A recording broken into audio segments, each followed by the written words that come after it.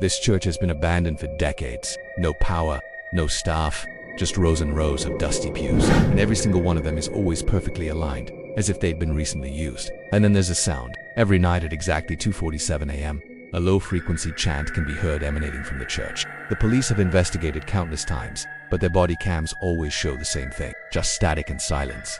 That is, until one night when an officer investigating the noise never came out of the church. His flashlight was found on the floor, still warm, and a voice on his radio said, "One more voice to the choir. Do you need more convincing that this place is haunted? Well, how about this? Dozens of people have died within these four walls. As the caretaker was restoring the building, bodies were found hidden in the floorboards, behind the altar, and even buried under the parking lot.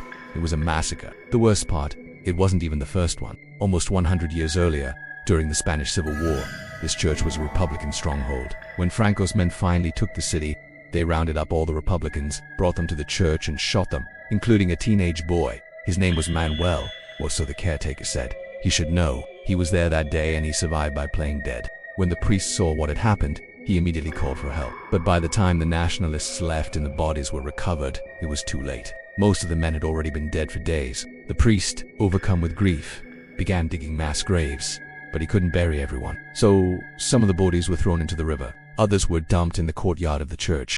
When the government finally intervened and organized a proper burial, only 158 bodies could be recovered. After that, the church was abandoned and it sat empty for decades until the caretaker began restoring it. He and his team found some of the bodies in the floorboards while they were stripping the church, as beautiful tile floors. Other bodies were found behind the altar and underneath the parking lot.